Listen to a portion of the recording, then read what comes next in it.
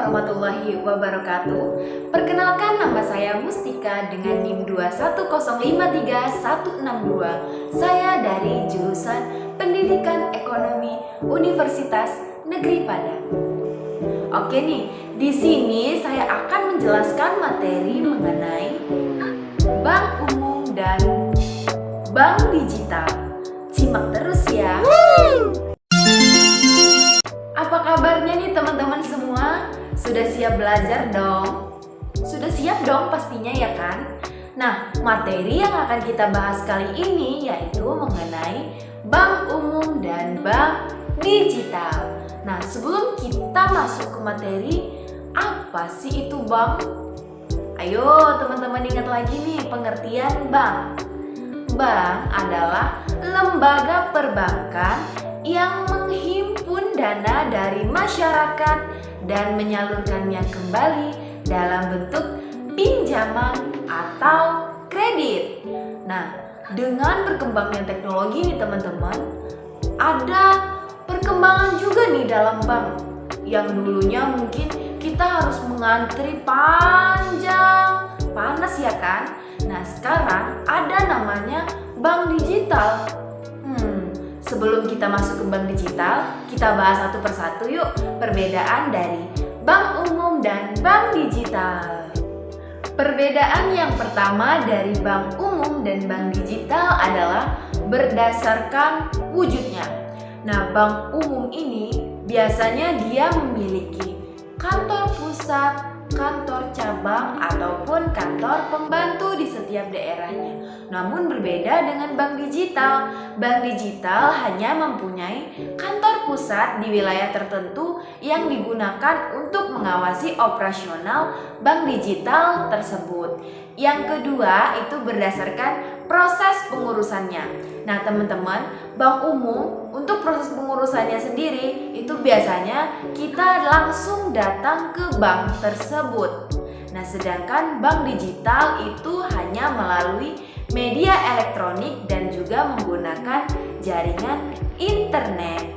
Perbedaan yang ketiga yaitu berdasarkan akses yang ditawarkan. Pada bank umum, kita bisa melihat saldo melalui ATM atau datang langsung ke kantor pusat atau cabang dari bank umum tersebut. Kemungkinan juga bank umum tersebut menyediakan namanya M-Banking, jadi kita bisa mengaksesnya lewat HP. Dan sedangkan bank digital itu untuk melihat saldo kita cukup menggunakan perangkat elektronik pada situs-situs bank digital yang telah ditawarkan. Perbedaan yang kelima yaitu berdasarkan suku bunga. Pada bank umum biasanya suku bunganya hanya sebesar 1% per tahun. Nah, sedangkan pada bank digital itu umumnya suku bunga itu lebih tinggi dibandingkan dengan bank umum. Yang keenam itu ada berdasarkan biaya. Nah, pada bank umum biasanya dikenakan biaya untuk mengecek saldo, transfer, atau biaya administrasi lainnya. Nah, sedangkan pada bank digital hanya dikenakan biaya administrasi bulanan dan biaya transfer yang lebih murah dibandingkan dengan bank umum. Adapun contoh dari bank umum dan bank digital, untuk bank umum sendiri kita biasa kenal dengan BRI, BNI, BCA, BTN, dan lain sebagainya. Nah, untuk bank digital itu ada Alobank, Bank Jago, Neobank, dan masih banyak yang lainnya. Oke, kita akan bahas selanjutnya mengenai kelebihan dan kekurangan dari bank digital. Yang pertama itu kelebihan. Nah, dengan adanya bank digital, itu akses kita untuk dunia perbankan itu lebih cepat. Jadi kita tidak perlu nih mengantri begitu panjang hanya untuk mendapatkan layanan perbankan. Yang kedua, aksesnya bisa di mana saja dan kapan saja. Nah, bank digital ini menawarkan pelayanan online yang tentunya bisa kita akses di mana saja selagi jaringan internet menunjang. Kelebihan yang ketiga, pada bank digital kita ditawarkan berbagai macam kemudahan dan juga biaya yang tergolong rendah untuk setiap transaksinya. Selanjutnya mengenai kekurangan dari bank digital.